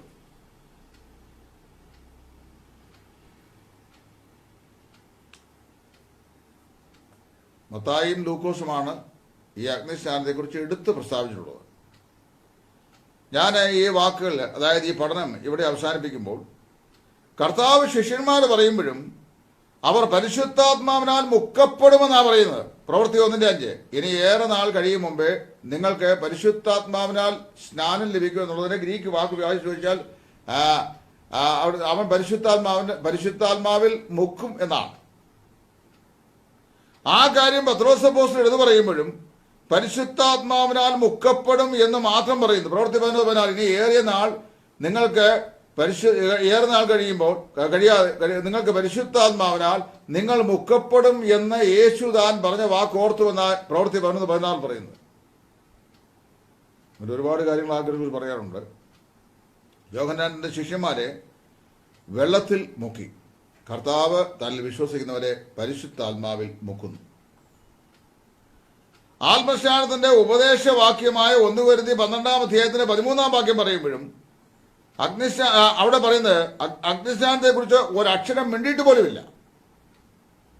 1 കൊരിന്ത്യർ 12-13 വാക്യം പരിശുദ്ധാത്മ സ്നാനത്തെ കുറിച്ചാണ് പറയുന്നത്. യഹൂദന്മാരോ യവനരോ ദാസരോ സ്വതന്ത്രരോ നാം എല്ലാവരും ഏക ശരീരമാകുമാറ് ഏകയാത്മാവിനാൽ സ്നാനമേറ്റും അതേ ആത്മാവിനെ പാനം ചെയ്തിരിക്കുന്നു. അത് പറയുന്ന ഭാഗത്ത് അഗ്നിസ്നാനത്തെ കുറിച്ച് ഒരു അക്ഷരം വേണ്ടിയിട്ടില്ല. ഇനി അഗ്നിസ്നാനവും വിശ്വാസികൾക്ക് അനിവാര്യമായും കർത്താവായ യേശു ക്രിസ്തുവിനാൽ നൽകപ്പെടുന്ന അനുഭവമാണെങ്കിൽ പൗലോസ് എഴുതുമ്പോൾ പരിശുദ്ധാത്മാവിന് തെറ്റുപറ്റുമോ? പരിശുദ്ധാത്മാവ് എഴുതും നിങ്ങളെല്ലാവരും ഏക ശരീരമാകുമാറ് ഒരേ ആത്മാവിനാലും ഒരേ അഗ്നിയാലും സ്നാനമേറ്റിരിക്കുന്നു എന്നല്ല എഴുതണ്ടേ? അങ്ങനെ എഴുതിട്ടില്ല. ജലസ്നാനം ജലത്തിൽ മുക്കിയാണ് കൊടുക്കുന്നത്. വേദപുസ്തകം വായിക്കുന്നത് ഇമോഷണൽ ബാപ്റ്റിസം എന്ന് പറയുന്നത് ശരി. ജലസ്നാനം ജലത്തിൽ മുക്കി കൊടുക്കുന്നു. അങ്ങനെ തന്നെ ആത്മസ്നാനത്താൽ ആത്മാവിൽ വിശ്വാസിയെ മുക്കുന്നു. എങ്കിൽ അഗ്നിസ്നാനത്തിൽ അഗ്നിയിൽ മുക്കുക തന്നെയാണ് ചെയ്യുന്നത്. അതായത് പരിശുദ്ധാത്മാവ് കർത്താവായ യേശു ക്രിസ്തുവിൽ ഒരാളെ വിശ്വസിക്കുമ്പോൾ കർത്താവായ യേശു ക്രിസ്തു പരിശുദ്ധാത്മാവിൽ അവനെ നിമജ്ജനപ്പെടുത്തുന്നതാണ് ആത്മസ്നാനമെങ്കിൽ, കർത്താവായ യേശുവിനെ രക്ഷിതാവായി സ്വീകരിച്ചിരിക്കുന്ന വിശ്വാസിയെ പരസ്യ സാക്ഷ്യത്തിനായി വെള്ളത്തിൽ മുക്കിയാണ് സ്നാനപ്പെടുന്നത് എങ്കിൽ അഗ്നിസ്നാനവും നിമജ്ജനം തന്നെയാണ്. അത് വിശ്വാസിക്കല്ല എന്ന് മാത്രം. വെള്ളവും ആത്മാവും അക്ഷരീയമായി എടുക്കുമ്പോൾ അഗ്നിയെ മാത്രം വ്യാഖ്യാനവശമായി അല്ലെങ്കിൽ അതിനെ ആത്മീക വശമായി വ്യാഖ്യാനിക്കുന്നത് ശരിയല്ല. വെള്ളമെന്ന് പറഞ്ഞാൽ അക്ഷരീയ വെള്ളമാണ്, ആത്മാവെന്ന് പറഞ്ഞാൽ അക്ഷരീയമായ ആത്മാവാണ്. എങ്കിൽ തീ അക്ഷരീയമായ തീ തന്നെ. വെള്ളത്തിൽ ജലസ്നാനത്തിന് ഉപയോഗിക്കുന്ന വെള്ളം അക്ഷരീയമായിരിക്കുകയും ആത്മസ്നാനത്തിന് ഉപയോഗപ്പെടുത്തുന്ന പരിശുദ്ധാത്മാവ് അക്ഷരീയമായിരിക്കുകയും അല്ലെങ്കിൽ യാഥാർത്ഥ്യമായിരിക്കുകയും പിന്നെ അഗ്നിസ്നാനം എന്ന് പറയുമ്പോൾ അത് ആത്മീകമായിരിക്കുകയും ചെയ്യാൻ പറ്റുമോ? ഒരിക്കലും സാധിക്കുകയില്ല. നിശ്ചയമായും അതും അക്ഷരീയം തന്നെ. അങ്ങനെയാണെങ്കിൽ ദുഷ്ടന്മാർ, അതായത് രക്ഷിക്കപ്പെടാത്ത പാപികളെ നിത്യ നരകത്തിന്റെ അടിത്തടിലേക്ക് നിമജ്ജനപ്പെടുത്തുന്ന, അതിഭയാനകമായ അഗ്നിയിലേക്ക് നിമജ്ജനപ്പെടുത്തുന്ന അനുഭവത്തെയാണ് അഗ്നിസ്നാനം എന്ന് പറയുന്നു. ഞാനെൻ്റെ ഈ പഠനം ഇവിടെ അവസാനിപ്പിക്കുമ്പോൾ ലളിതമായ നിലയിൽ എൻ്റെ സംഗ്രഹം പറഞ്ഞ് അവസാനിപ്പിക്കാം. ഒന്ന്, അഗ്നിസ്നാനം ആര് നൽകുന്നു? കർത്താവായ യേശു ക്രിസ്തു നൽകുന്നു. അതാണ് ഉത്തരം. ഏത് വസ്തുവിലാണ് അഗ്നിസ്നാനം നൽകുന്നത്? അതായത് അഗ്നിയിൽ സ്നാനപ്പെടുത്തുന്നു. അഗ്നിസ്നാനം ആര് നൽകുന്നു? കർത്താവായ യേശു നൽകുന്നു. ഏത് വസ്തുവിൽ സ്നാനപ്പെടുത്തുന്നു? അഗ്നിയിൽ, അതായത് തീയിൽ സ്നാനപ്പെടുന്നു. ആരെ സ്നാനപ്പെടുത്തുന്നു? കർത്താവായ യേശുവിനെ രക്ഷിതാവും കർത്താവുമായി സ്വീകരിക്കാത്ത ദുഷ്ടന്മാരായ അവിശ്വാസികളെ അഗ്നിയിൽ സ്നാനപ്പെടുന്നു. അല്ലെങ്കിൽ രക്ഷിക്കപ്പെടാത്തവരെ അഗ്നിസ്നാനം നൽകുന്നു. രക്ഷിക്കപ്പെടാത്തവരെ നിത്യ നരകാഗ്നിയിലേക്ക് തള്ളുന്നു എന്നർത്ഥം. അഗ്നിസ്നാനത്തിനുള്ള പ്രയോജനം എന്താ? ഫലമെന്താ? എന്നേക്കും തീപ്പൊയ്കയിൽ ആയിരിക്കുക. യഹൂദന്മാരോ യവന്മാരോ ദാസരോ സ്വതന്ത്രരോ നാം എല്ലാവരും ഏക ശരീരമാകുമാറ് ഒരേ ആത്മാവിനാൽ സ്നാനം പറ്റൂ. അതായത് ആത്മസ്നാനത്താൽ കർത്താവായ യേശു ക്രിസ്തുവിന്റെ ഏക ശരീരത്തിന്റെ അംശികളായി തീരുകയാണ് ചെയ്യുന്നതെങ്കിൽ, അഗ്നിസ്നാനത്താൽ ഒരിക്കലും അവസാനിക്കാത്ത നിത്യമായ നരകയാതനയുടെ അംശികളായി ദുഷ്ടന്മാർ തീരുകയാണ് ചെയ്യുന്നത്. എപ്പോഴെന്ന് ചോദിച്ചാൽ, അന്ത്യ ന്യായവിധികൾ, വെളിപ്പാട് പുസ്തകം 20-ാം അധ്യായത്തിന്റെ 1 മുതലുള്ള വാക്യങ്ങൾ, 10-14 മുതൽ വാക്യങ്ങൾ നിശ്ചയമായും മുതൽ വായിക്കുന്നു. മരണത്തെയും പാതാളത്തെയും തീപ്പൊയ്കയിൽ തള്ളിയിട്ടു. ഈ തീപ്പൊയ്ക രണ്ടാമത്തെ മരണം. ഇവിടെ ഞാൻ അവസാനിപ്പിക്കട്ടെ. അതുകൊണ്ട് ഏതെങ്കിലും ഒരു വിശ്വാസി അഗ്നിസ്നാനം എന്ന് പറയുന്നത് തനിക്ക് ലഭിക്കേണ്ടതാണ് എന്ന് പറഞ്ഞു കഴിഞ്ഞാൽ അദ്ദേഹം രക്ഷിക്കപ്പെട്ടതല്ലെന്ന് അതിൻ്റെ അർത്ഥം. രക്ഷിക്കപ്പെട്ട ആർക്കും അഗ്നിസ്നാനമില്ല. രക്ഷിക്കപ്പെടാത്തവർക്ക് ആണ് അഗ്നിസ്നാനം കർത്താവ് ഇന്നിരിക്കുന്നത്. അത് രക്ഷിക്കപ്പെട്ട ദൈവമക്കൾക്ക് ആത്മസ്നാനം, രക്ഷിക്കപ്പെടാത്തവർക്ക് അഗ്നിസ്നാനം. രണ്ടുപേരെയും മുക്കുന്നത് ഒരാൾ തന്നെയാണ്, കർത്താവായ യേശു. പുനരുദ്ധാനം ചെയ്ത കർത്താവ് തന്നിൽ വിശ്വസിക്കുന്ന വിശ്വാസികളെ പരിശുദ്ധാത്മാവിൽ മുക്കുന്നു. ആ അനുഭവത്തെയാണ് ആത്മസ്നാനം എന്ന് പറയുന്നത്. പുനരുദ്ധാനം ചെയ്ത കർത്താവായ യേശു കർത്താവിനെ കർത്താവുമായി സ്വീകരിക്കാത്ത അവിശ്വാസികളും ദുഷ്ടന്മാരുമായവരെ തീയിൽ മുക്കുന്നു. അതാണ് അഗ്നിസ്നാനം. കർത്താവായ യേശു ക്രിസ്തു പെന്തിക്കോസ് നാളാണ് ആത്മസ്നാനം നടത്തിയത്. അന്ന് സഭയുണ്ടായി. രക്ഷിക്കപ്പെടുന്നവരെ അന്ന് മുതൽ ഇന്ന് വരെയും പരിശുദ്ധാത്മാവിൽ മുക്കി കർത്താവിന്റെ സഭയോട് ചേർത്ത് അംഗങ്ങളാക്കുന്നു. ഇനിയും കർത്താവിന്റെ സഭ എടുക്കപ്പെട്ട ശേഷം 1000 വർഷക്കാലത്തെ കർത്താവിന്റെ ഭൂമിയിലെ സഹസ്രാബ്ദ വാഴ്ച അനന്തരം, അതായത് ശേഷം തന്റെ വെള്ളസിംഹാസനം ഭൂമിയിൽ സ്ഥാപിച്ച് അതിന്റെ ലോകസ്ഥാപനമുള്ള സകല അവിശ്വാസികളായ ദുഷ്ടന്മാരെയും അതിന്റെ മുമ്പാകെ കൂട്ടിക്കൊണ്ടുവരുത്തി അവരെ ന്യായം വിസ്തരിച്ച് അവർക്ക് അർഹമാക്കുന്ന നിത്യശിക്ഷാവധിയായ നിത്യനരകത്തിൽ അവരെ മുക്കുന്ന അനുഭവമാണ് അഗ്നിസ്നാനം എന്ന് പറയുന്നു. അല്ലാതെ ആത്മസ്നാനവും അഗ്നിസ്നാനവും 2 വ്യത്യസ്തമായ അനുഭവങ്ങൾ ഒരേ ആത്മാവിനാൽ ഒരു കൂട്ടം വിശ്വാസികൾക്കുള്ളതല്ല എന്ന് സാമാന്യ വിവേകമുള്ള ഏത് വേദവിദ്യാർത്ഥിക്കും മനസ്സിലാക്കാൻ സാധിക്കും. അങ്ങനെയാണ് വിശുദ്ധ മത്തായിയും ലൂക്കോസും ഈ കാര്യത്തെക്കുറിച്ച് വിശുദ്ധ വേദപുസ്തകത്തിൽ വിഭാവന ചെയ്തിട്ടുള്ളത്. അതുകൊണ്ട് ദയവേത് രക്ഷിക്കപ്പെട്ട വിശ്വാസികൾ ആരും തങ്ങൾക്ക് അഗ്നിസ്നാനമുണ്ട് അല്ലെങ്കിൽ അഗ്നിസ്നാനം വേണം എന്നുള്ള ഭാവേന അത് പറയരുത്, പ്രാർത്ഥിക്കരുത്, ചിന്തിക്കരുത്. അങ്ങനെ പ്രാർത്ഥിച്ചാലും ദൈവം രക്ഷിക്കപ്പെട്ടവർക്ക് ആർക്കും അഗ്നിസ്നാനം നൽകിയില്ല എന്ന് ഞാൻ വചനാടിസ്ഥാനത്തിൽ പ്രസ്താവിച്ചുകൊണ്ട് എന്നെ ശ്രദ്ധിച്ച നിങ്ങൾക്ക് നന്ദി അറിയിച്ചുകൊണ്ട് ഞാൻ അഗ്നിസ്നാനം എന്ന് പറയുന്ന ഈ വിഷയത്തിന്റെ പഠനം ഇവിടെ പര്യവസാനിപ്പിക്കുന്നു. ആത്മസ്നാനം രക്ഷിക്കപ്പെട്ട വിശ്വാസികൾക്ക് കർത്താവ് നൽകുന്നു പരിശുദ്ധാത്മാവിൽ. അഗ്നിസ്നാനം രക്ഷിക്കപ്പെടാത്ത അവിശ്വാസികൾക്ക് നരകാഗ്നിയിൽ അവരെ കർത്താവ് മുക്കുന്നു. അത് അഗ്നിസ്നാനം. വചനം ശരിയായി പഠിക്കുക, വചന ഉപദേശ സത്യങ്ങളിൽ നിന്ന് തെറ്റിദ്ധരിക്കപ്പെടാതിരിക്കുക. ദൈവത്തിന്റെ പരിശുദ്ധാത്മാവ് ഏവരെയും സഹായിക്കട്ടെ. ക്രിസ്തുവിൽ എളിയ സഹോദരൻ സുവിശേഷകൻ ടൈറ്റസ് ഇടയാറുള്ള. Thank you.